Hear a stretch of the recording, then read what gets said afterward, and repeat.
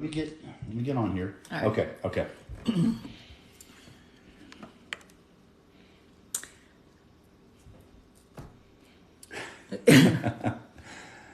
They're notifying our viewers.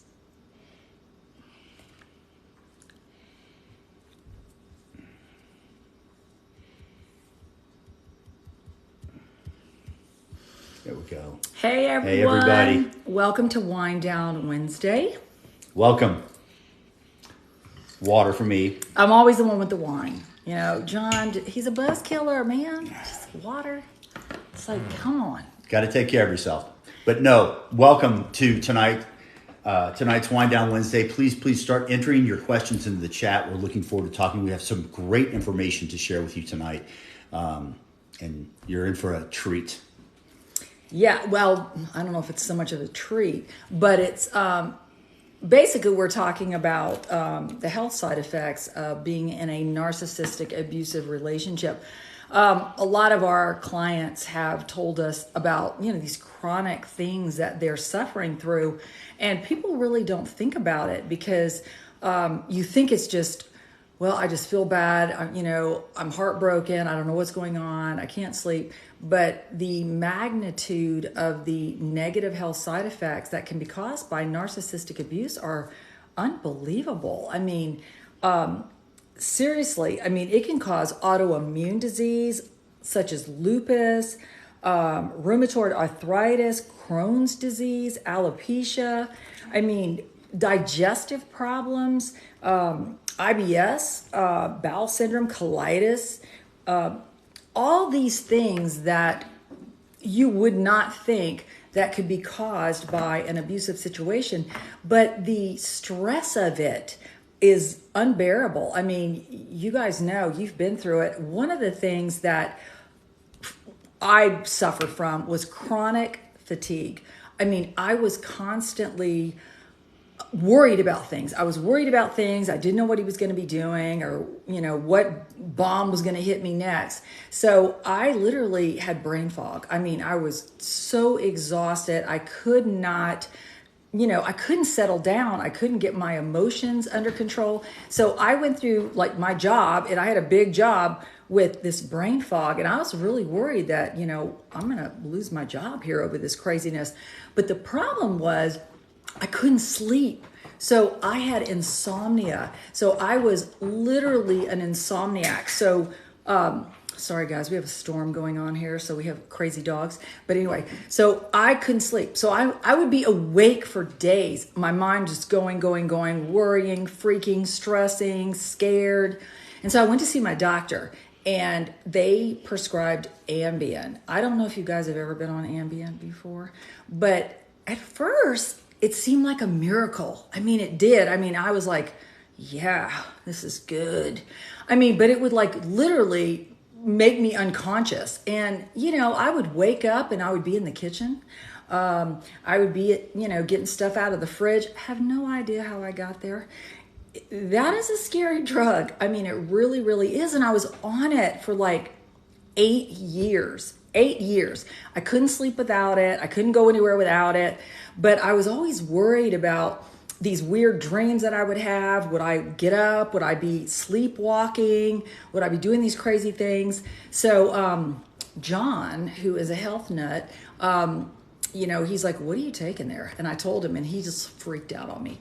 He's like, no, you are not taking that anymore. He goes, you're going to go into a health, herb thing or whatever. But anyway, we did a video on it about Apothecary, which is a company that John has used forever, and now I have used forever, but they have nothing but natural herbs. But one of the things that he got me off of the Ambien and onto what's called Do Not Disturb, which is a sleep aid, and it's a pure herb. I put it in tea at night with a little bit of honey and some warm water, and I sleep like a baby.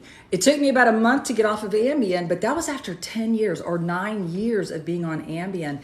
And that takes a toll on you. So I know people, when we talk to them, they're like, no one believes me. No one believes that I'm suffering from these ailments because of what I've been through. And we get it. We understand because, John went through total anxiety. I'll kind of let him chat for just a second, but yeah, total anxiety where I had to see a therapist and get put on medication as well. Now, this was a lot longer ago. This was probably about 12 years ago before I really felt that I could get better through natural supplements. And there is a need for prescription drugs. I'm not saying that, but I was on them, and to come off of that stuff is horrible. It really, really is. So there's so many great natural alternatives. So please look out for those. If you have any questions about what we're doing or what we've done naturally, please enter them in the comments or DM us on our TikTok. By the way, we're just a few short of 20,000 followers on TikTok. We're so excited about that because the channel is only 4 months old.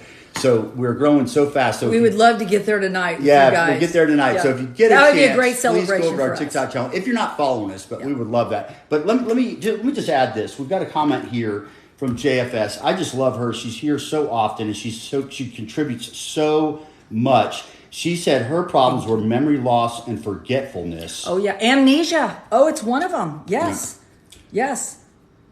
I mean, it's scary. I mean, amnesia. Obviously, we've all been through triggers. Sorry, I didn't mean to knock this over. We've been through triggers, where we've seen something or heard something, and it brings an emotional flashback, and it's almost paralyzing, and it takes a while to get through that. But I mean, we're talking about PTSD. I mean, people are suffering from that, and and sleeping disorders, obviously, anxiety, heart palpitations, chest pains, suicidal thoughts. I mean, the toll this abuse takes on you is just unbelievable. Well, it's the way that we have to live in the process. Yeah. It's like, I talk about it having an enemy inside the gates because they're actually in your home. And so we always have to be on top of our game. What are they doing now? What are they going to do? It's like a minefield that we're walking through. And so we always have to be very, very careful. And it's no way to live because your home should be your sanctuary where you can go and have your downtime and let everything outside go away. But you can't, because when you get home, the battle is on. You have to be careful what you say. You're walking on eggshells. So it creates anxiety and also, like I said, depression, because it's like, this is just no way to live. And so there really is only one opportunity or one solution at that point. You got to get your life back. Yeah. So let's talk about some of the things that we're going to recommend. Well, like Kelly said right here, I doubted myself, thought I was going crazy. And I'm sure it was the gaslighting. I mean, they do make you question your sanity because you're thinking, wow, did that just happen? Or did I take that wrong? Or did I cause this? And the sad part about it is when things start unraveling, okay, you're already in, you're in love with this person, you think this is it, you're either married to them, you might have children with them, or you're in a long-term committed relationship. When the mask comes off and they start doing these really crazy things. So at first, you're just trying to figure it out. You're trying to figure out, what did I do to cause that reaction? What can I do to fix it? Not realizing you can't fix it because that person that they're turning into is really who they are. It wasn't the person you fell in love with, but a normal mind can't wrap their head around that. You just can't accept the fact one morning when you wake up, you're like, that wasn't the person I fell in love with. Oh, it must be this crazy monster. No, the brain doesn't work that way. So for the first, God knows how long, you are trying so hard to fix whatever the problem is. Fix the problem, fix them, fix you, because normally we're blamed for everything. So you're sitting there, you're exhausting yourself, your sleep, your appetite, your work schedule, taking care of the kids, taking care of yourself, all of that gets sacrificed because you are now 100% focused on fixing whatever is wrong with this situation because your brain has not accepted it at that point. By the time your brain accepts it, you're really far, you're way into it. You're so far into it. and you're now battling for your life. You're battling for your safety, for your health, for your well-being, just trying to survive day by day. And it's very difficult for people who haven't been through this to understand it, how it feels, how smothering it is, and how exhausting it is to be responsible for the entire relationship, and keeping that person happy and not raging and not going off the deep end, or not, doing Darvo on you and reversing things and attacking you. Yeah. So it's great comment from Cindy. You don't know you're in it when you're in it, and Correct. absolutely don't. You're just like trying to for me, I was always trying to stop her from crying. She would cry at the drop of a hat. That was her manipulation. If we were ever in a discussion or an argument, or I was trying to get a point across, she would start crying. And most men, when they see a woman crying, they're like, oh my God, I've got to stop and take, I'm so sorry. So I was never able to get my point across or win anything, try to get through to her. So we don't know when we're in it, when we're in it. And that's such a huge point. But, it's like a sneak attack. Yeah. And I want to get to what I believe Lynn just said about trusting, but let's get there in just a minute, because there's some other things that we need to do first, as far as our trying to get ourselves back first and get our strength back before we can go to the trust again. Yeah. So let's talk about that. Melissa, really what she did early on, especially in times when she was doubting herself and thought she was losing her mind, was she started to journal. So let's talk about journaling just for a minute, because it's so important. Don't think, that wouldn't work for me. Well, and believe me, I thought that. I was like, journaling? Are you kidding me? But I became journaling by mistake, by a fluke, because he was gaslighting me, and I was doubting my sanity. I thought I was going crazy. I was like, wait, that's not what happened. It was this that happened. But when you're so emotionally distressed, and they're so calm, and you're so freaked out, and you're overwhelmed, you do kind of seem crazy. I mean, so it's very easy for them to kind of flip that on you and go, look at you, look how you're acting. You got some issues here. And then all of a sudden you're going, well, maybe I have issues. Maybe I overreacted. Maybe maybe this is me. So then you start self-doubting. I honestly just picked up a notepad and I started writing things down, because he would do this to me and I would sit there and go, that's not what happened. That is not what happened. This is what you did. This is what you said. I only said that because you did this. And he would just look at me like, man, I'm worried about you. I'm worried for you. And just so calm. And I'm like, okay, I have got to get a grip on my emotions here. So I started writing things down. When a big thing happened, or I accused him of something, or I found out something, I would write it down. After the blow up or the gaslighting, I would go back and I would write more things down. And it's interesting. And this is honestly, I finally had to get a journal. This is what I use. I bought it on Amazon. It's like $9, but it is a wellness journal. And it not only helped me write things down, but it let me do more than that. It let me, create goals for myself for the day, small wins. Every win is a win. I don't care what it is. If you wake up in the morning and are not crying, that's a win. So it was little things that I had to write down. But when things would circle back around, the argument, what I had been upset about, it's now come back, and now we have to deal with something, and he would try to flip it around on me. I would just go back and read my journal, because when you think about it, the journal is your words. That's your Bible. What were your first 30 days of writing in your journal, babe? They were all foul language. The F word was used a lot. In fact, I think it's 12 pages. Don't show Sorry, up. somebody wants to see it again. So I thought he was going to show you my. Didn't want to interrupt you. Yeah, I thought he was going to show my 12 daily wellness journal. Yeah, my daily wellness journal. It's on Amazon. And literally it's super cheap. But I was worried he was going to show my first 12 pages, because the first 12 pages, I mean, first of all, the ink was smeared because I was crying and I was writing the F-bomb. I had to get it out, because your narc's not going to listen to you. I mean, you could sit there and go, why are you doing this to me? You're destroying me. Why are you hurting me? What did I do to you? Do you think they care? They don't care.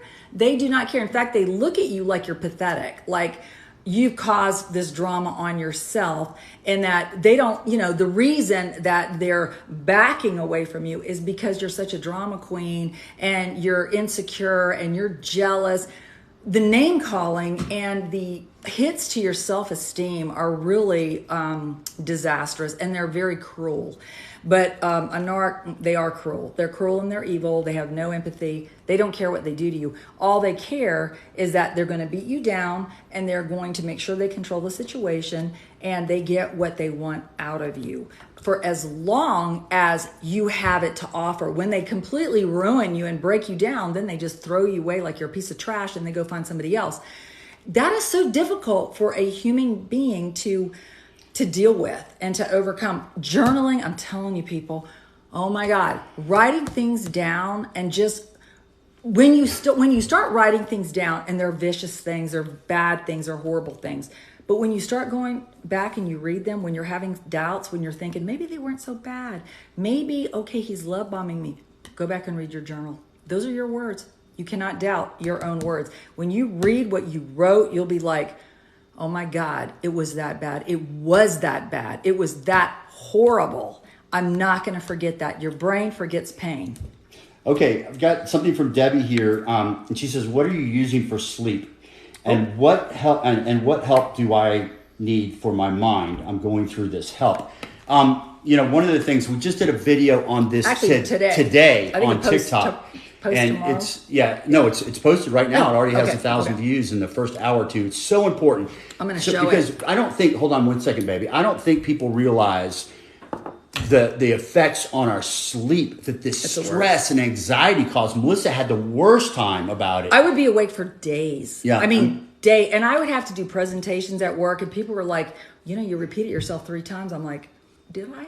Okay. Yeah. So it affects everything. It affects our health. There's horrible side effects to loss of sleep or insomnia.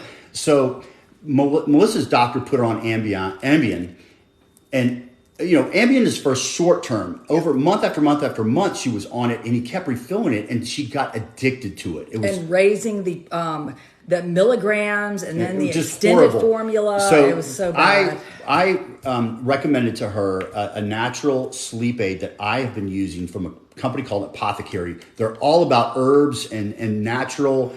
Everything's natural. Yeah, they go all over the world. And so this is called Do Not Disturb, and you take it right before you go to sleep. And like 15 or 20 minutes, because you're going to be snoozing. And it's just Do Not Disturb scoop. is a great thing. Yep. But listen, if you want to try this, please go to our TikTok page. Yep. It's in our link tree. Apothecary, because we love to share their products. They're so good. They have allowed us to give a very big discount for first-time sales. So if you want to try it, go to our TikTok page, V2W or Victim to Warrior. You'll find us either way. And go to our link tree, and you'll see the link for Do Not Disturb. Now, when you check out, you enter Own It 15. It's all one word. OWNIT 15. And you get $15 off. $15 off, which makes this very cheap. Yeah. And then you can try it. And I think you'll really like it. It's great. It's all natural. It's not a pharmaceutical. Yeah. And it really gives you a great night's sleep. You wake up feeling nice and rested, not, like on Ambien or any of those others. Well, if I wasn't sleepwalking, I would wake up with brain fog. Yeah, you don't feel good the next day. And this just kind of makes you feel warm and relaxed, and then it just... So we highly recommend it. So that is for sleep. Now, she also talked about she's kind of losing her sanity a little bit. So that's why I wanted you to make sure you were listening to what Melissa said about the journaling. That is so helpful. On top of journaling, I recommend meditation every morning. Now, if you've never meditated before and you think it's all hooey, just try it. You will love it. It's the best way, I think, to start a day. I won't start a day without meditation. That is my first 10 minutes. I'll go and get a cup of coffee and sit down, put my headphones on. The screen is black. Why are you saying that? And our screen's not black, is it? No. Why is somebody saying the screen's black? So anyway, I would recommend meditation. It is awesome. And we always talk about Boho Beautiful. I love them. Go to YouTube, enter Boho Beautiful 10-minute meditation. They're phenomenal. You will love it. And I'll tell you something, guys. meditation did not come easy for me because my mind goes a mile a minute. So the do not disturb definitely helped me get a good night's sleep. So when I woke up, at least I wasn't exhausted, but my mind's still flying around. So start small. I mean, just 5 minutes. Yeah, Just 5 John minutes. can he can get in the zone and like tune everything out. This is some tips. Get some earphones, noise canceling earphones, and go somewhere in your house that you don't associate with your narc. Seriously. If a room reminds you of your ex-narc, and it makes you anxious and uncomfortable, don't go in that room. Even if it's your I did it in the bathroom. Because I went to the bathroom, it was sanctuary. I could lock the door, close everything out. And that is where I just started breathing, and I started trying to meditate, because it was the one room that didn't remind me of my ex-narc. And that's a big thing, because you have to get into a place, one, that's safe, two, use earphones, three, doesn't remind you of your narc, and four, go back to that place. So that is your sanctuary. That's going to be your meditation room. And start with 2 minutes, 3 minutes, 5 minutes. And then you're going to work your way up. But when you think about it, when you go to that space, your brain is going to say, okay, this is the calm down space. This is where we're going to release things. This is where we're going to breathe, and we're going to go to our happy place, and we're not going to think about all these horrific things that this person did to me. And I do suggest this. John and I, fortunately, are island people. We like the beach. We like waves. We like hot weather. Everything to do with water, ocean, waterfall, tropical, we love. So Boho Beautiful is all of that. And so when you get to, and we suggest you go to YouTube and just go whatever you love. Maybe you love the mountains. Maybe you love snow. Maybe you love hiking or whatever you love, put that in, and then put meditation after it. Things will come up. Because the last thing you want to see before you start doing your meditation is something that brings you to your happy place. So Boho Beautiful, they're always in a tropical location. So when we start our meditation, what we see is the tropical location they are at. So when you close your mind, you're in that place. And the sound too. It's either waterfalls or waves or seagulls, or it just puts you on a whole different plane. And she talks you through it. If you've never meditated before, she just talks you through it, and you're breathing, and then she gives you a mantra to repeat that makes you strong for the day, that makes you resilient. And you can repeat it all through the day. Yeah, you can repeat it all through the day. So please try that. I typed in Boho Beautiful in the chat, just so you know. So just go to YouTube, Boho Beautiful, 10 minute or 5 minute or whatever. I like 15 minutes, but you'll just love it. I promise you guys, and I would love to hear from you. If you start meditating, let me know how you enjoy it. I know you're going to love it. Start your day with meditation. Get up 10 minutes earlier if you have to. Yeah. It will change your life. It really, really will. I assure you that. Or do it before bed. If you don't want to try anything, then just start meditating before bed. That's how I started it. I just started listening to, waves and music and calm breathing and stuff. And it actually helped me just kind of decompress at night. So that may be a good way to kind of get to sleep as well. Because my God, you've got to get your sleep. Otherwise, like John said, it could cause so many health issues. Okay, we've got lots of questions that we need to kind of, this guy said, why won't you answer my question? I did. He wants to know how to get revenge on his ex-narc. That's what we're doing. That's what we're talking about right here. That's what karma's for. Karma is for that. This is all about living your best life after narcissistic abuse. And I promise you, they will get theirs. That's the best revenge you could possibly get is because I know our ex-narcs hate knowing how we're together and how we're happy and we're trusting again, and we've moved past them. So what they're not, and this can be motivating for a lot of folks. You could be like, you know what, I want revenge, and it's like, well, that's fine if that's your motivation, whatever it takes. Get your butt in the gym, get into Pilates. Look like $1 million. Yeah, look like $1 million. Get yourself strong again. Go back to religion if you were in that before, or painting like Melissa is, or hiking or riding or whatever you were doing before, and become the person that you were before and that you were meant to be. And get out of that funk that you're in and move on with your life. That is the best revenge. Good living and happiness. I can assure you, there is no better revenge than that, my friend. Well, and it's revenge for you, because Yeah. the bad thing about being with a narcissist is you are suffering. You're going through all this trauma, and they're not. They are not suffering. Nothing is making them lose sleep. They're sleeping like babies. And so it's really disturbing how much of our lives that we have let them ruin and still ruin, even after we leave them, the residue that follows us.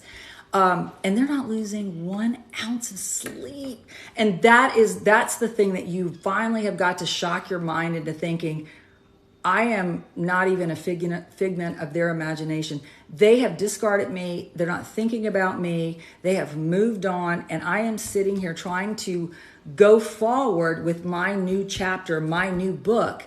I don't want them in it. I do not want them in my new book. So you got to slam that book. You got to close that nightmare of a story and not let them lock it away. And not let them into your new book. And you know what? They're never going to be happy. That's the thing that's what disturbs so many people, is because they don't block them, they see them on social media. Oh, they look so happy. They're in their new happy little fantasy world. That was you. That was what you were when they left the person before you. No one can measure up to a narc's expectation. No one is that perfect. We will always fail a narc. We will always become a failure. Whatever they put us on that pedestal, and we were all that when they were love bombing us, and all of a sudden that starts stopping, and you're kind of like, wait, what happened? I'm the same person I've always been. Not to them, because they had you on a pedestal that you could never possibly sit on. You can never remain on that pedestal. And so they put you on that pedestal. You didn't ask to be on that pedestal. They put you on there, and you couldn't keep up with it. How in the world can anyone keep up with the perfection they demand and that they literally have to live? They're like vampires. So your failure to them is because you didn't live up to something you never were, and you never said you were. And that's the sad part. It's like, I never said I was that. Why did you expect that from me? But they do. They put you on a pedestal. They expect you to stay on that pedestal. You were never on it. It's impossible to get on it.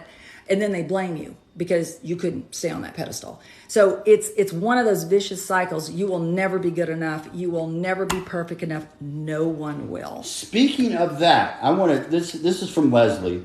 She says, what does it mean when he says, I'm too good for him? Okay. Well. That's a manipulation technique for sure. Yeah. It's almost like saying, it's me, it's not you. I can't be in this relationship. I'm the one with the problem. You're perfect. I got to back away because it's me. That is a cop-out. That's basically saying they want out of the relationship, but they don't have balls enough to tell you. And so you're thinking, well, what do you mean? I mean, I like you. I think you're great. Why are you saying that to me? It's a total cowardly approach to trying to discard you or break up, move past the relationship without saying, I want to move past the relationship. I want to break up. They're not brave enough to say that. So they're going to put it on you, make you feel like shit, make you feel bad, make you feel like you're a failure or you're expecting too much from them. It's all manipulation, all of it. Hey, that gets me to this point. If you haven't yet, please sign up for our newsletters. Go to our link tree and sign up for our newsletters. We only send them out once a week, but they're all on great information. Last week was financial abuse. But I can tell you this weekend for Labor Day, we're putting a newsletter out where we're offering 50% off our ebooks. Our ebook is only $5, and it's called the Narcissistic Abuse Recovery and Survival Kit. So it's all about how you survive this situation and then recover from it. But guess what? It includes a 15-minute one-on-one call with Melissa for free for the price of the book. So it's only $5, guys. I mean, and it's so full of information and great tools. So please sign up for the newsletter. And you'll get that. I think it's going out on Friday for the 50% discount. So we're so excited to offer that. It's a Labor Day special. But also you get these newsletters every week with just great information. Like I said, last Saturday's was all about financial abuse. We had tons of great response from that. And so we're always talking about new ways to try to recover and make your life better and all that. So if you can, sign up for those newsletters. And Cindy, it's in our link tree. If you go to our TikTok page, right under our photo, it has our link tree. If you click on it, it will bring you to our entire page of all the resources we offer. And you can sign up for the newsletter. We have a free masterclass. Facebook group. Yeah, we have a private Facebook group called the Victim to Warrior Method. It's also in our link tree. It is members only, private. You have to be vetted to get into it. But it's a community, a small community of people like us that have been through this, and we help each other out. We post things daily. We ask questions. We try to motivate each other. I learn something new every day. I do. And I went through this for 9 years and came out on the other side as a better person, I think. But think about joining that Facebook group, the Victim to Warrior Method, and that's also in our link tree. And I know somebody said this is so depressing. Yes, it freaking is depressing. It is depressing. It is, especially if you're going through it, or you've just left, or you left and you're doubting yourself. That's when your mind starts playing tricks on you, and that's when the journaling, the meditation, things like that. You have to retrain your brain, because your brain forgets pain, and you left for a reason. When you think about, that's the reason I journaled, because I wrote down all these horrific things. I did not want to forget them, because you'll make excuses for them because you want that person back, the fake person. You don't realize they're fake at the time, but you want them back. So you'll make excuses for their behavior and what they did to you and why. And the longer time goes and the more isolated you are, or you're alone, the more you start convincing yourself it wasn't so bad. It wasn't so bad. It was bad. It was horrible. And no one should ever have to go through that, ever.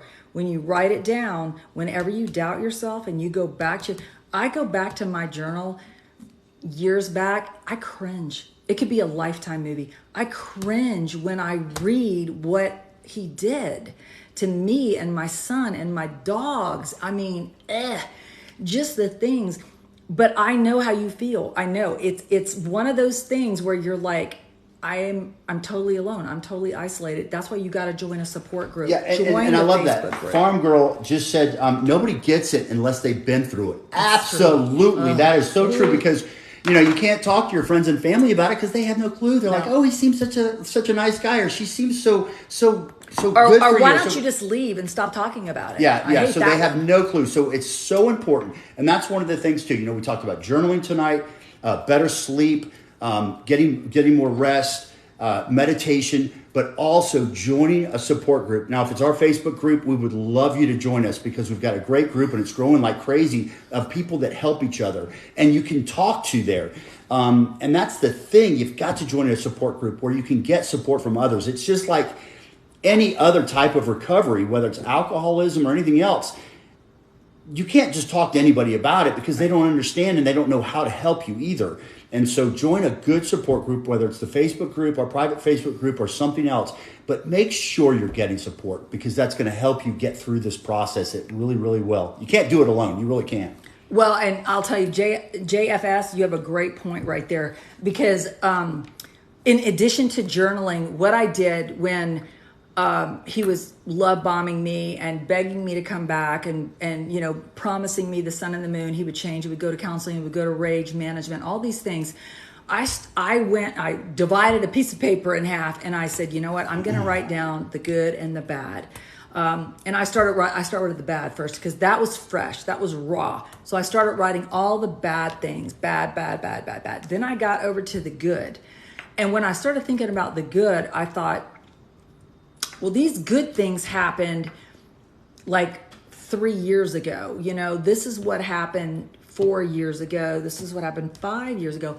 I didn't have any recent good things. Everything that I wrote down that I remembered good and I wrote it down, I wrote when it happened. It was during the love bombing stage. It was during when he was trying to get me to commit and be all in with this. And it really is an eye-opening experience when you start looking at the page of bad and then the page of good and the date that the good happened. Because it is literally during the love bombing. And love bombing, we actually just did a video, well, a little bit ago, we did a video on love bombing, because love bombing happens in the beginning of a relationship. When they're trying to get you to commit, they're aggressive with their love bombing. You're their soulmate. They have never met anybody like you. No one makes them feel like you made them feel. Who wouldn't want to hear that? But when it gets aggressive and it gets so almost overwhelming, where you're kind of like, wow, this is a bit much. That is that love bombing phase. They are trying so hard to convince you that they're telling you the truth. You let your guard down. You're like, wow, sounds like great. I never had a soulmate before. This is good. This is awesome. So you start falling in. Well, when you finally, God knows how long later, you're tortured and damaged, and you have the nerve to leave, or they discard you, and you're able to breathe. You're finally able to breathe. Then you get a phone call from them, or you get a text from them, and you're sitting there going, God, they were so nice in that text, and they told me they were going through some depression, and it was because of something else, and man, that sounds something like, hey, I fell for it. I went back 3 times. Yeah, we have some 3 times, and it was worse every single time, and it was more damaging, and I lost more money until finally the violence was what stopped it, and then the restraining order is what stopped it, and thank God, because Sue, I hope you're listening right now. Sue said they've been apart for 2 months, but he's gaining on her. She's weak. And I said, well, have you gone no contact? She goes, well, I did, but now we're just texting. And you can't do that. You can't. You've got to be no contact. You can't follow them on social media. You can't be texting with them. No, because that's how they manipulate you into coming back. Your brain has forgotten the pain, Sue. Right. Sue, do this for us. Get a sheet of paper and just write down every single bad thing they ever did to you, because there's a reason you're apart. Okay. So you split up. There's a reason you split up. Okay. That something caused you to finally separate, whether it was him, whether it was you, whatever the case may be, you're apart. You have to write down, as painful as that can be, you have to write down every single solitary, horrible thing that he did. I still have nightmares about things my ex did to me. I still wait, and I have recovered. I feel good about myself. John and I have a fabulous marriage. Thank God we met. We met through a mutual friend, but I still wake up with the cringing feeling of these trigger points. So write down every single thing that led you to being apart. You have to do it. You have to do it, because your brain is not going to remember those things. But if you sit down and you write, this is what he did. This is what happened. This was the outcome of that. This is when he did this, when he did that. You write all of that stuff down. Those aren't lies. That's your truth. That's what really happened. And that's what they don't change. They can't change. They may want to change. They can't. They cannot change. But they are damn good at love bombing. They're damn good at hoovering.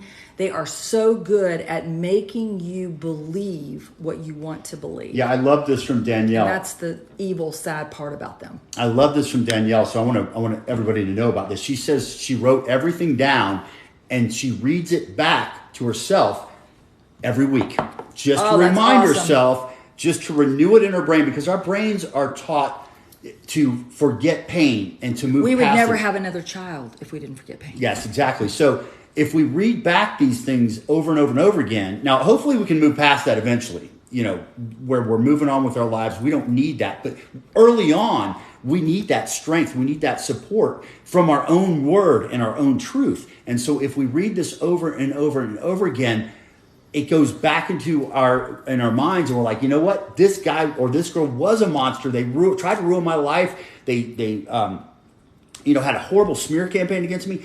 I don't want to forget any of this. I don't want a chance of taking them back. Right. And so, Sue, please, and all you others that are feeling weak right now and vulnerable, please write down, like Melissa said, everything that has gone wrong, everything that they've done. You just got to just remember it and read it over and over and over again until it gets sunk in your brain and you become stronger because of it. It's going to be hard, but you become stronger and more resilient because of it. Yes, and absolutely. Our brains remember the good times. They do. I mean, and like we were saying, your body follows your brain. So your brain is the strongest thing on your body. So when your brain is feeling weak and your brain's thinking, wow, that wasn't so bad, guess what? Your body's going to follow. And you're going to be like, okay, yeah, we'll meet for coffee. That seems okay. And then the first thing you know, you're sucked back in and you're having a date. And then all of a sudden, oh my God, they need to move in with you. They're having all these issues over here. There'll always be a reason why they need to move back in with you or they need to get back together with you. I mean, I gave mine an ultimatum and my attorney thought I was insane, but I knew we were in mediation and I had all the assets. We had only been married for 4 years and he was wanting like half my 401k, half the equity in my house. I mean, he was insane. But he wrote a letter to me and we couldn't even be in the same room because we had a restraining order. I had a restraining order, so I had an armed guard between us. But he wrote this letter to me, this heartfelt letter telling me how much he missed me and how much our lives we could move on. And he would go to counseling and he would go to rage management and he would go into alcohol treatment and we could be so good together. And he started writing down all these good things that happened, in the beginning. Remember this, remember when we did this, remember. So it was like a 2-page letter. And he wanted me to stop the divorce. He's like, please.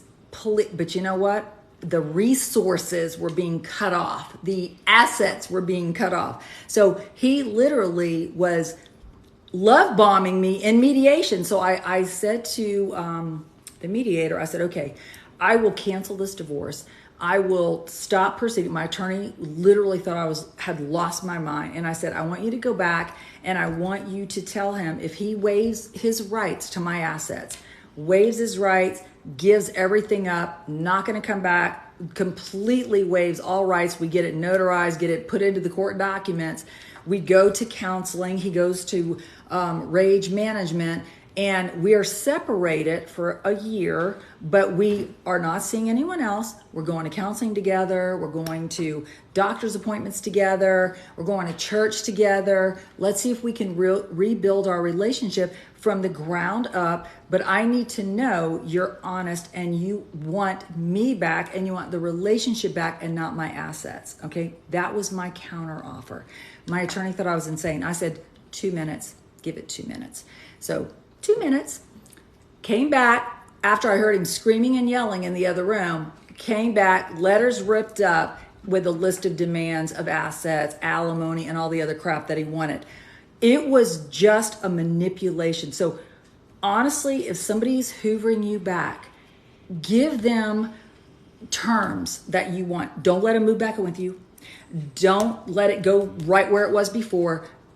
Give them some terms. Just say, no, we're going to do this. We're going to do this. We're going to stay separated. We're going to be loyal to each other. This is what we're going to do for 6 months, 12. See how they react. See how they react. Because if they're sincere about it and they really, really want to do it, then they'll say, okay, I'll do that. And then as you go through that, if they fail to do whatever you said, then you'll know they're not capable of doing it. But if they lose their crap right then and there and they start accusing you of not loving them, of not wanting to work it out, of not having faith in them, that's your answer right there. Yeah, this is kind of what we're talking about. I guess Jennifer is her name. What do you do when your mind keeps saying end the relationship, but the life and emotions won't allow it? That's because They always say, I don't mean to be disrespectful or anything, but the heart is a tard. It's not smart. Yeah. Your brain is smart, but your heart isn't. So if you listen to your heart, you're always most likely going to make the wrong decision in a situation like this. And if you're not journaling and keeping track of all the bad things that your mind is trying to help you remember, you're going to forget about it, and then you're going to follow your heart. Oh, maybe it wasn't so bad. Maybe we'll get back together. So you have to be careful. So it might be a good thing to go back if your relationship wasn't that bad. But if it was bad and you left for a reason, that most likely isn't going to change. So make sure that you're writing everything down, evaluating everything. Listen to your brain. Don't listen to your heart in this situation. Brain typically won't lead you in the wrong direction. And in our link tree, we have a questionnaire. It's called the 12 Common Traits of Narcissism. Grab a copy of it. It's in there. Go to our TikTok, right under our photo, link tree. 12 Common Characteristics of Narcissism. Go through those questions. They're questions for you. They're basically asking about your life and your relationship with this person. Go through those questions because a lot of them are very eye-opening and things that you may want to forget, and you may go, maybe that wasn't that bad. Read them. If you're starting to check yes, yes, yes, yes, and you're going down the line, then those are narcissistic tendencies, narcissistic behaviors. A narcissist doesn't change because they can't change. They don't want to change. They don't think they're wrong. The only time a narcissist acts like they want to change is when they're losing something that helps them. Money, place to live, assets, anything that gives them security, that makes them all that, and it's yours. That's when they start apologizing fakely. They start hoovering. They start love bombing. But it's temporary. And the sad part is when you take them back, the damage on you is much worse. Mm-hmm. And getting rid of them is much harder. Mm-hmm. I learned that the hard way. I did. And honestly, if he had not been violent, I don't know how I would have gotten him out of my house because he drug our divorce on for almost 3 years. And if it wasn't for the restraining order, he would have been in my house for that time. Because when you're going through a divorce, you can't kick them out. The court can, you can't, unless they're violent, unless they're threatening you. Then you can, and you can get them removed from your house. Having them in your face all the time, you can't think clearly when they're right here. And that means social media too, even if you don't live with them right now. If you're looking at their social media, they're in your face. If you're taking their text messages, they're in your face. If you're answering their calls, in your face. If they're emailing you, in your face. If you're letting a friend who is friends with both of you, be the flying monkey, it's in your face. You can't heal when they're in your face. You can't do it. They have to be dead to you, literally. And if you're a parent with them, it makes it a little more difficult. But you don't have to be in the emotional turmoil with them. You can communicate through a parent app, or you can communicate through your attorneys, or you can have somebody that you know and that you love and you care about go with you for the drop-off and the pickup. Never go alone. Never go to their house. Never let them come to your house. You have to create boundaries if you have kids with a narc. I want to get to another question. Cindy, you're awesome. She's been just awesome, on it Cindy. This whole time. She goes, before we get to this question though, how do I break this cycle of attracting narcs? Narcs only are attracted to a supply that they can get something from. Just like Melissa said, whether it's assets, notoriety, they want grandiosity, they want to look good in front of other friends. people. So group of friends. I mean, there's so many reasons. So you have to pay attention to red flags from the beginning. And I would even like to submit, we talk about something called Truth Finder in just a second. This is all in the Narcissistic Abuse and Recovery Survival Kit, which is our ebook. It's on sale for 50% off this weekend for Labor Day. It's our gift to you all. It's only $5, and it includes a one-on-one call with Melissa, so you can't go wrong with that. But it has a whole section in there about paying attention to red flags. It's so critical if you're going back out there starting to date again is to pay attention to the red flags and know what they are so you don't fall for them again. See, that's the thing. We live with such regret because we fell for all the red flags and the manipulation before. We have to learn from it, get stronger, and move on so we don't fall for it again. That's so critical. So pay attention to this in our book, The Red Flags. And we do videos all the time on red flags and green flags. So you'll know the difference when you're back out there of what's normal and what's not, because you don't want to fall for this again. But also, we want to recommend a company called Truth Finder.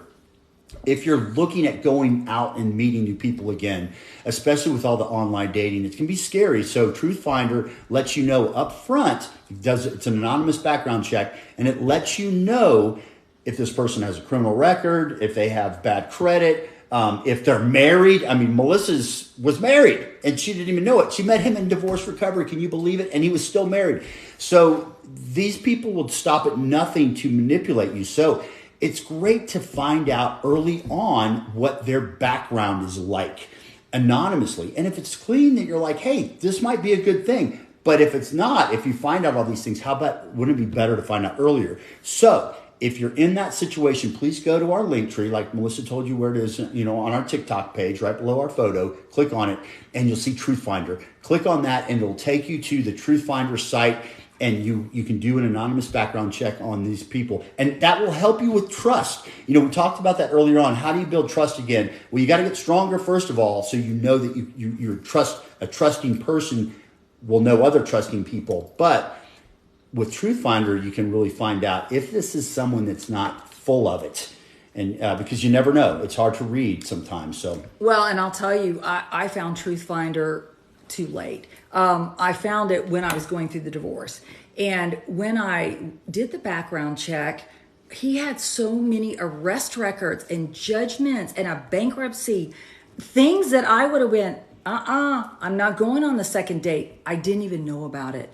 So it's one of those things that you can do on anyone. Like John said, it's anonymous, so you can do a background check on anyone. But it's in the public record, so what you would know to look in different states, or you wouldn't know to search these records. But if somebody comes back with a clean record, they don't have a bunch of judgments, they don't have a bunch of arrest records, they don't have divorce, bankruptcy. You know what? At least they're starting with a clean slate. It may not be a perfect person. It may not work out. But for those of you and me that had reservations and concerns, and I didn't trust myself. I'm like, I didn't see that coming. I didn't see those red flags. Hindsight's 2020, but how would I have known up front that this person was really bad news? Had I done that, I would have known. And before I was vested in the relationship, I could have used that line. It's me, it's not you. I'm just not ready for a new relationship. I could have said anything. Don't tell them. They don't know. It's anonymous. But you're not vested into the relationship yet. So finding really, really bad things about somebody early on is a way for you to go, I'm going to back away from this. So it's just a way, because it's hard to trust again. It is very, very, very hard to trust again, because the minute they say something really nice or they get you a gift, you're going, I wonder why. I wonder what's going on here. And it's sad because the person could be normal and then you're acting like a nutbag by going, why'd you give me that? Why'd you text me? Why are you doing this? And they're like, hey, okay, you're not ready for a relationship. And that's something you got to think about too. Until you're healed, until you're ready and okay to be alone, and you're happy with yourself and you've got your self-esteem back, and you're in a place where you can go, you know what? I'm good being alone. I'm good just having my friends. I don't need somebody to fill a hole that's inside of me right now because somebody else created that hole. You don't want to put that on somebody. You don't want to put that burden on a new relationship. And we've got a couple of questions on this, and I want to get to this as we're nearing the end here. Joanne and Farm Girl both said that they live very, very close to their ex-narcs, like within a couple of blocks, and they see them a lot because they're in small communities. That's a tough one, guys. I really, but babe, you got anything with that? I wanted to get to that because a couple of people are agreeing they're kind of in a similar situation, and so well, especially if you were married and you have joint friends, and let's just be real.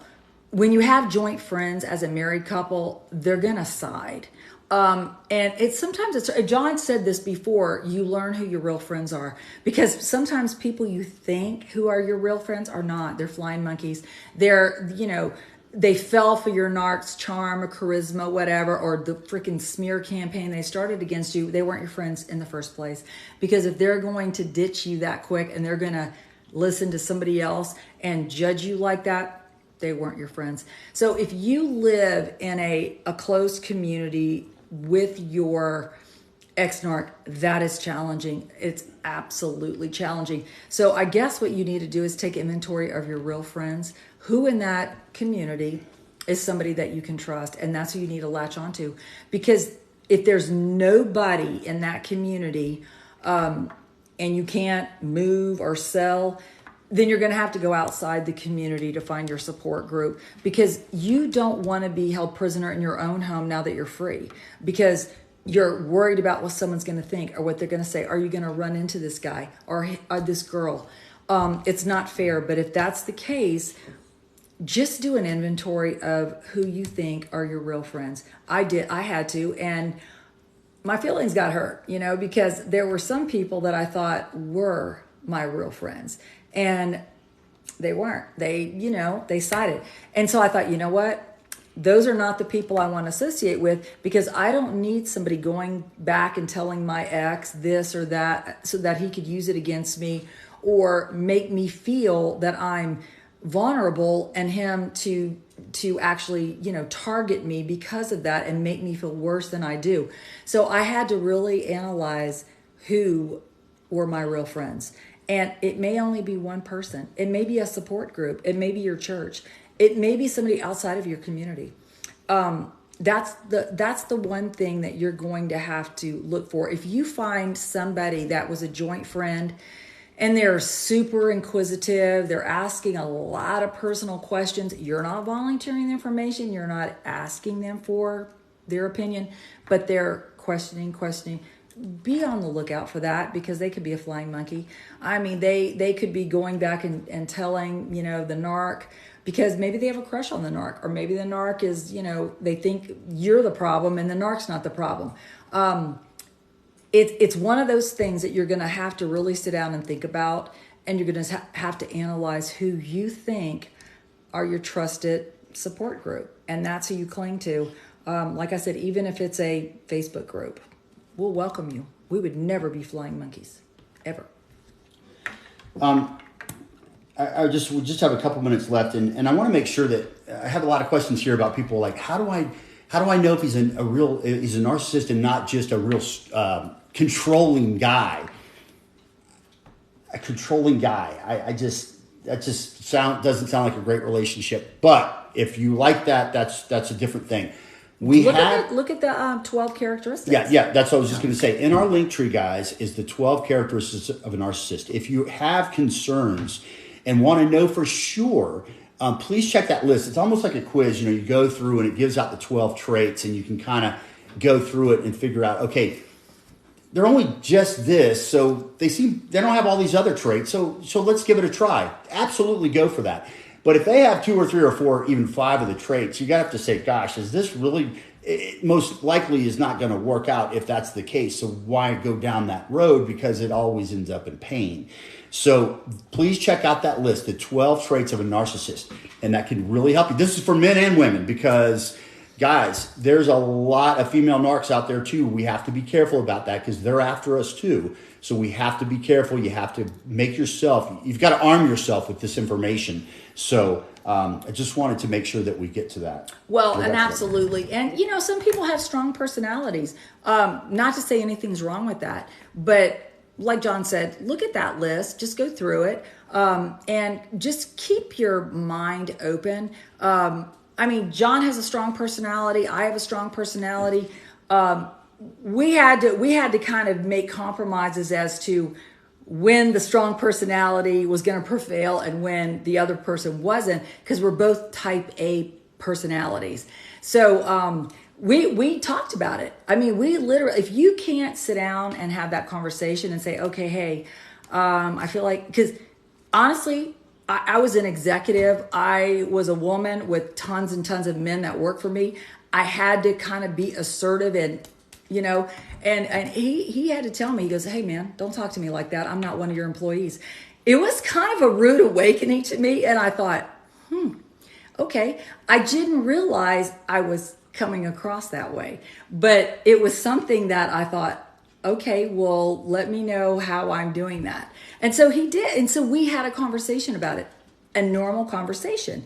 If you're in a abusive relationship or you're with somebody that's a narcissist, they're not going to have that conversation with you. They're going to blame you. They're going to say you're, acting insecure or you're jealous or whatever. They're not going to have a sit down conversation with you where you can actually say, hey man, you know what? It kind of feels like you're being super controlling. Why is that? Or do you think I'm, are you insecure? Do you think I'm going to cheat on you? Being able to ask these questions, being able to have an open conversation with your partner or your potentially new partner are all part of a relationship. And that was one of the things that John and I knew. We had been through horrific relationships before, terrible in our past. We knew what we were never going to put up with. And so having these conversations early on, we laugh about them now because we've been together for years, but it was interesting conversations that we had as respectful adults, mature adults, that you would normally have in a relationship, especially if you're, we were both a little paranoid, so we were on guard. Yeah. So we actually talked about it, and I mean we give or take. I mean we have a great compromising relationship, but we talk about it. So let's talk about just a couple of things. I don't want to stop. We've got well over 100 people on right now, and these questions are incredible. So we'll keep going if you guys want to go. I mean, I can get the bottle. I can pour more. Let's talk. Let's kind of recap what we were talking about. If you're struggling right now and you're still communicating with your narc, you're gonna fail. You can't do that. You have to go no contact. Start journaling. Really try to include that in your life. Start meditating. Start getting into some physical activities every day, whether it's yoga, weightlifting, running, walking, hiking, whatever, to get yourself feeling better about yourself. Physicality always does that. Then we didn't really talk about this, but find your passion. Get back to what you're passionate about, what you loved to do in your life. Whatever it can be. Melissa used to love to paint, and she stopped for years and years. Well, she started again, and she'll go into her art studio, and she'll be in there for hours. I mean, it's like... John's like, hey, something's burning. But no. It's great because she just gets lost because that's her passion. And so, guys, please find what you miss. And go back to it, and that's going to help you get stronger. It does. And we talked about that earlier. The guys were like, well, how do I get revenge? Live your best life. That is the best possible revenge you could ever have. The more you think about yourself, you know what? And this is kind of thing. Think about when you were with your narc. You couldn't afford to be selfish because they didn't let you be selfish. You could never have things about you. You would try. You might be sick. You might have the flu. And they were like, whatever, man. Why didn't you do this? Why didn't you do that? Why are you being a whiner? And you're sitting here with the freaking flu. They don't care. So you never had time to be selfish. You never had time to think about yourself because you were always worried about them. You were forced to worry about them. You were threatened to worry about them. So it was always about them.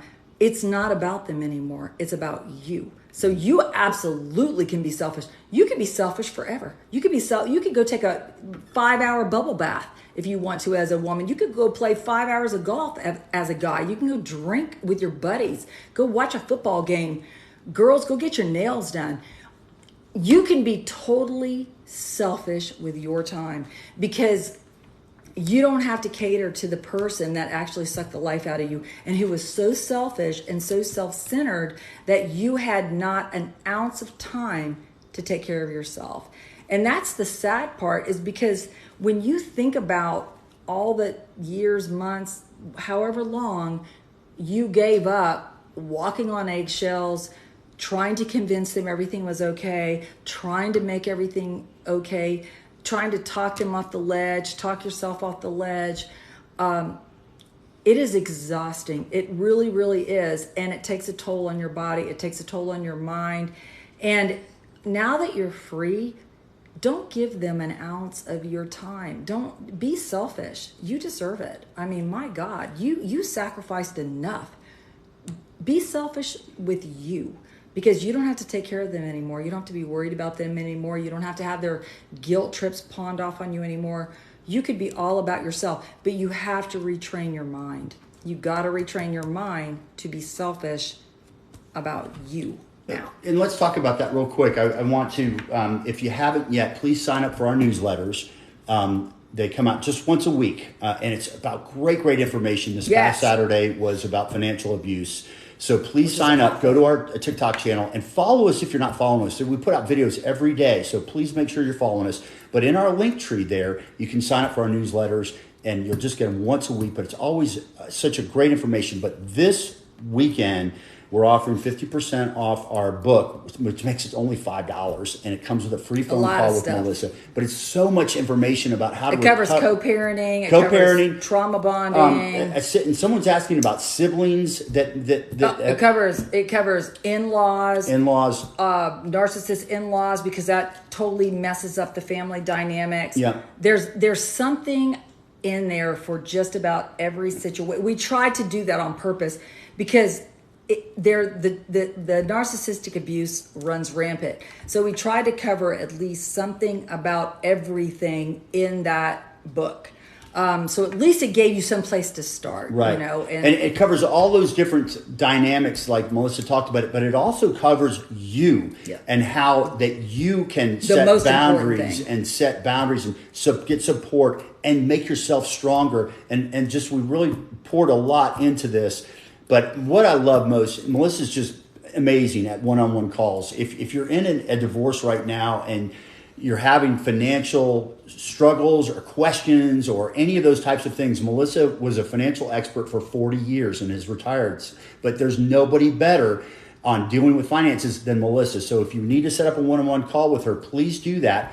By the way, that just reminds me, on Tuesday, the 5th, our financial series comes out. Yes, it's a whole hour. Our of 5 videos. 5 videos come out. Tons of resources with it. Tools. We're so excited. It's 60 minutes of Melissa. It's more than 60 minutes. Just advice, strategies, tips, budgeting, credit repair, protection from identity theft, rebuilding your assets. All sorts of important information. So I wanted to make sure that you all knew about that too. So please follow us on TikTok if you're not yet, and that announcement will come up. But it comes out Tuesday, and we're so excited about that. But please sign up for our newsletters. We'd love to have you involved with our family that way, so that we can reach out to you just on a weekly basis, just once a week, with some great valuable information. And you know what? This is so amazing that here we are going into 9 o'clock. And our team told us that we should start these at 9 o'clock. And we're like, no, we can't do that. We're asleep at 10. Tired. But it seems like this might be better for you all. So if you want to type in the chat, does 9 o'clock for these work better than 8? Work better for 8 for you. We'd love to know, because we'll take a nap during the day. We're here for you. So whatever works best for you, please we let us won't know. take our do not disturb until after 9, because once you take that, man, you're going to sleep. But there was a question up here about co-parenting. We actually just did a newsletter on that, because that is so difficult. And it's difficult because a lot of times the ex-narc tries to turn the kids against you. They badmouth you. They have no rules in their house, and you're trying to balance. You have your kids go over there, and they're kind of normal, and they've got their homework time and when they're going to sports and all this stuff, and then they come back, they're like wild animals. That is a very, very difficult dynamic, because a lot of times, either one, the narc doesn't give a crap, and they're just like free for all, or 2, they're trying to turn the kids against you. Any way you look at it, that's using the children as weapons, and that honestly, you could go back to court for that. You could, and you have to. I know people think about, I don't want to do it. The courts will protect the kids. And it's, if you don't do anything about it and you just put up with it, it's not good for your kids, okay? Because when they come back, you could set the rules and try to make everything back the way it was in a normal, loving household, but your kids may rebel against that because they were at the circus, with their mom or their dad. So you have to do what's best for the kids, and you may have to get your lawyer back involved, and you may have to go back to court, because turning parents against each other is really, really, really a bad scenario for the kids. They're like sponges, and they'll think it's okay. And they'll think it's okay to disrespect, and they'll think it's okay to do these horrific things to a parent that are not okay. And then they may do it to other, their teachers or whatever else, because they're being taught that this behavior is okay. So anyway. Hey, we're just talking about legal. And so I just had a question here that says, how do I divorce a narc? Very, very strategically. That is a great word. Carefully is what I was going to say. You have to plan. Yeah, everything has to be planned. This is part of our financial series also, is planning everything, strategically planning. Critical so steps. that when the critical steps before you leave. In fact, we have a video on YouTube, our YouTube channel, that is all about the critical steps to do before leaving your narc. But to answer your question about, and that YouTube channel, if you'll go to our link tree and our bio, is at the very top. There's a YouTube icon. You just click on that. It'll take you to our YouTube channel. And we have about 90 videos on there. So they're much longer videos than we can do on TikTok, but it gives you a bunch of information. But they're critical steps to take before leaving your narc. But when you hire an attorney, which you need a very, very sharp attorney who understands how to deal with a narcissist, your first question when interviewing an attorney, have you ever dealt with a narcissist, or do you know how to handle a narcissist? And don't let them just say yes. Yeah. Don't. No. Melissa, pick this up, because her attorney did not know, and it cost her so much time. I almost and got money. my law degree going through this divorce, because my attorney was a shark in the courtroom when we finally got there, but it took almost 3 years for me to get there. And all this time, I'm paying all the bills, I'm paying the attorney's fees. So, and the person we always recommend is Rebecca Zung. Rebecca, REBECCAZUNG.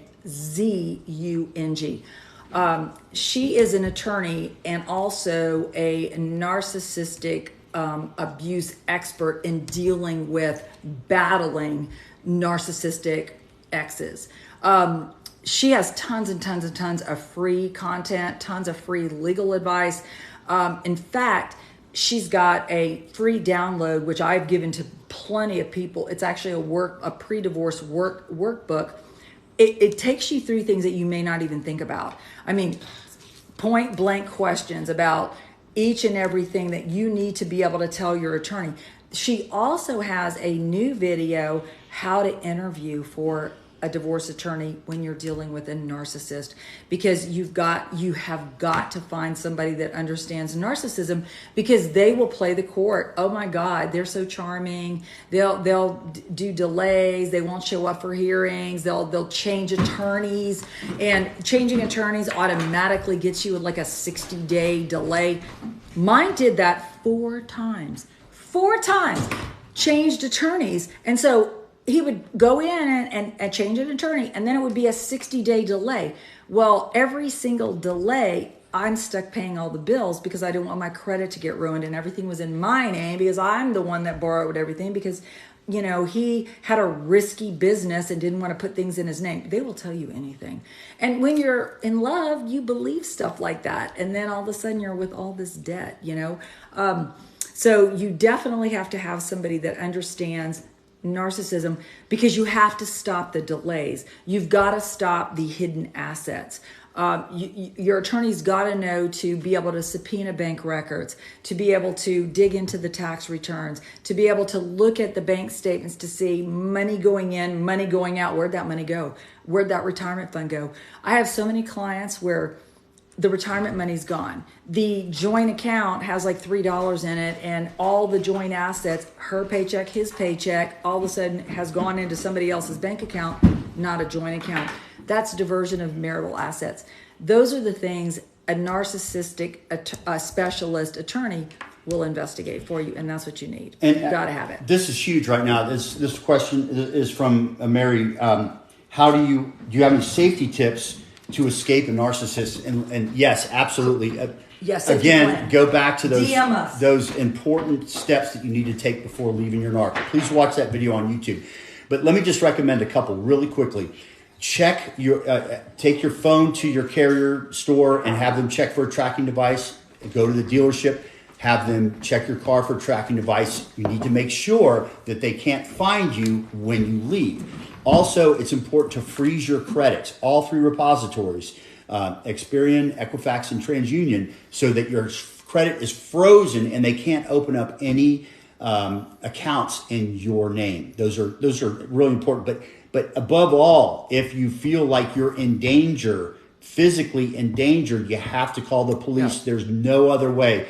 We're not domestic violence specialists and don't want to give you any advice like that. But if you feel unsafe or you feel like you're in a bad situation, call the police. They are there to protect you in this situation. They did the exact same thing for Melissa. In fact, she had to get a lifetime restraining order against her narc.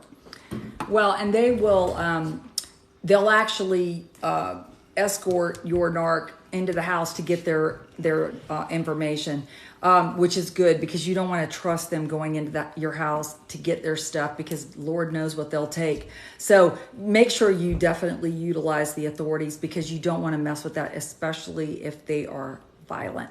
But the tracking device, the phone, these are things that are not visible to the eye. I didn't know why he was showing up at places where there's no reason for him to, company events, he would just be there. He'd be in a suit, like acting like he was invited.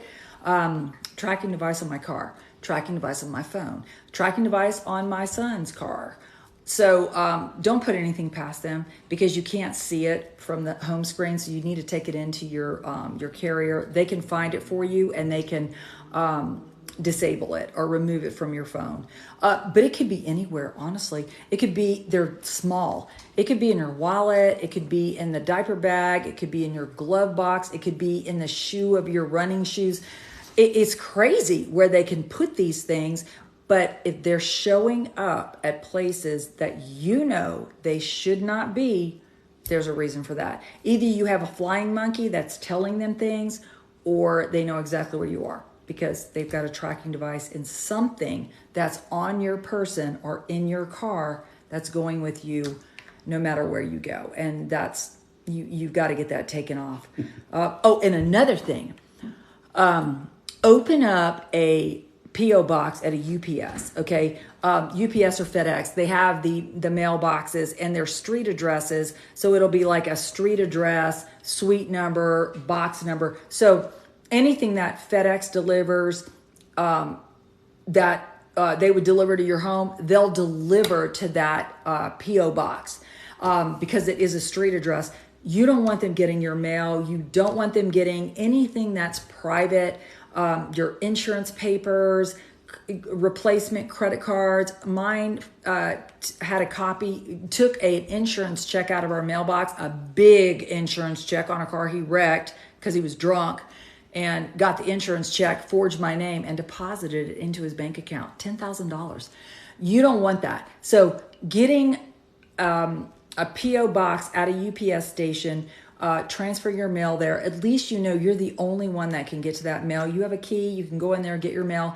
If you have to open up a separate bank account, if you have to cancel all your credit cards because you're worried they're using them and apply for lost cards, you can have them sent there.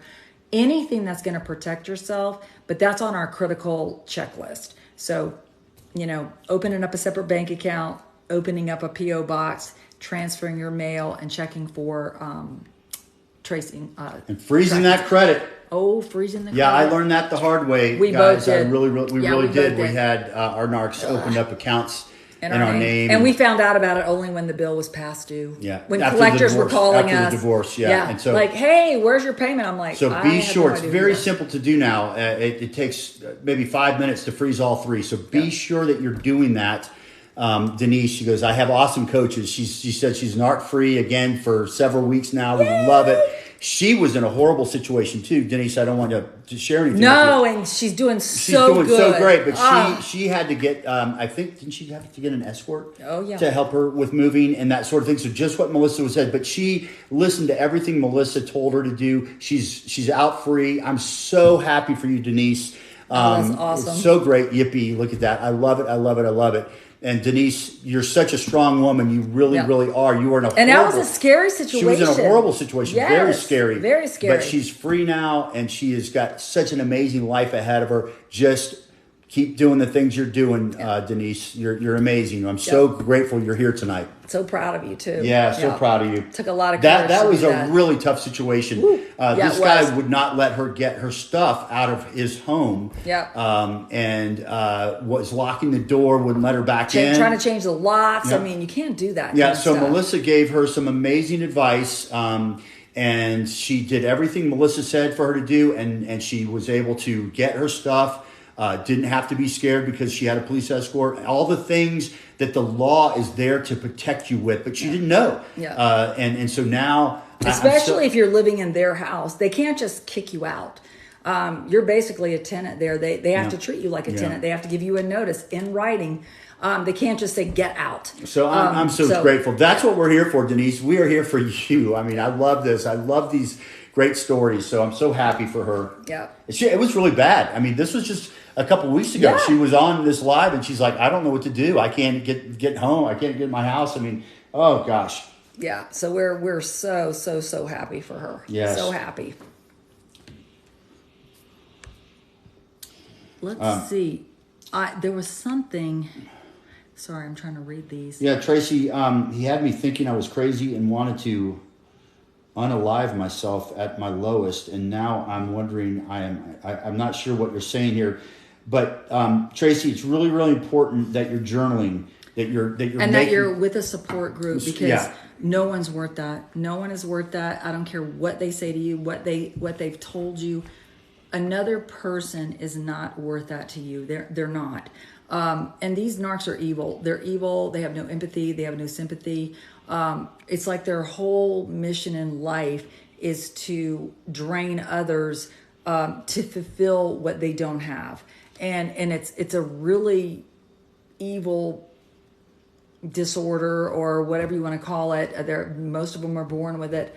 But when someone can't feel empathy or sympathy or pain or emotion for someone else, then it doesn't matter. I mean, it's almost like if you couldn't feel flame, like if you had a lighter under your hand and you were burning yourself and you didn't feel it, you absolutely did not feel it. It was like numb. Then if someone was burning up in front of you, you would be like, well, I don't understand. Why is that a problem?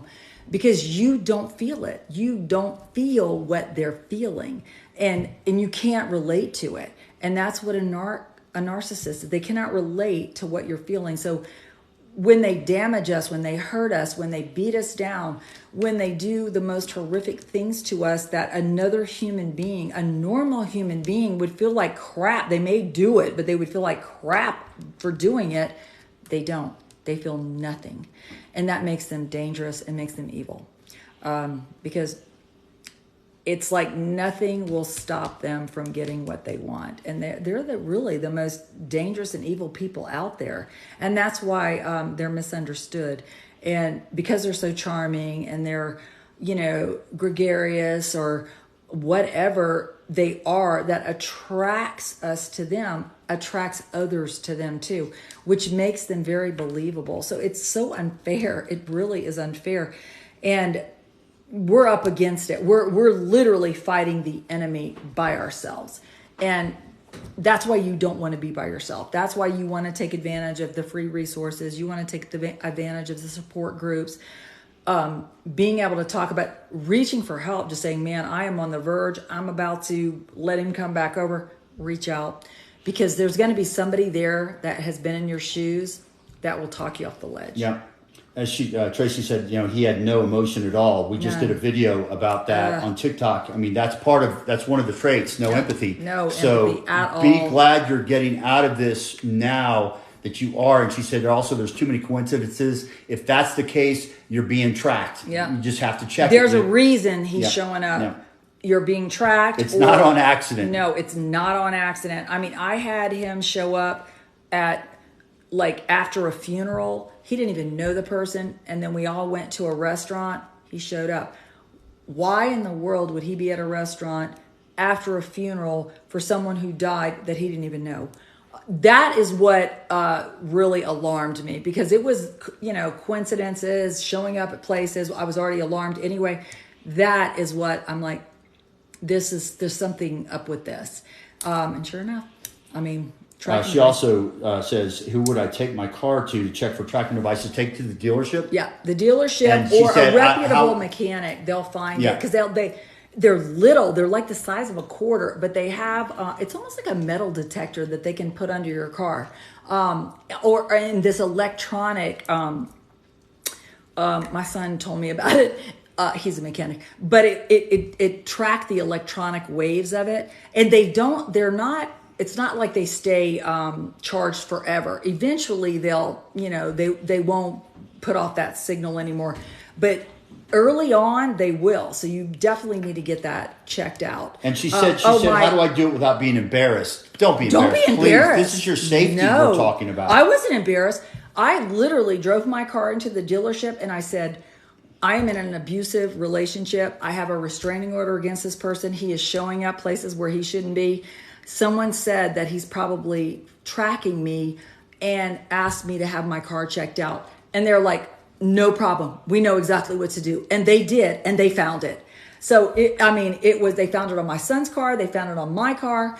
They knew exactly what to do. And I was afraid. I wasn't embarrassed. I was like, I need to know, because I am worried that I'm going to be somewhere and I'm going to be in the parking lot and no one's going to be with me and he's going to be there. So I didn't want that situation. And so don't be embarrassed. Your safety is worth more than that. Your life is worth more than that. I don't give a crap. Let's talk about a couple of things real quick, guys. I think we're going to have to, real quick, please go to our link tree. Someone just asked about our Facebook group. What was the name of it? Victim to Warrior Method is the private Facebook group. The Victim to Warrior. The Victim to Warrior Method. But click it in our link tree, because you can't find it. Yeah. You've got to go to our TikTok, our normal page. Below our photo, click link tree and says join our Facebook group, because you're not going to be able to find that. And then you have to go through a vetting process and then we'll approve you. Yeah. You can't just find it anywhere, because it is private, because we want to protect our members. And anonymity as well. Yes. And also, if you haven't yet, please sign up for our newsletters that we only go out once a week.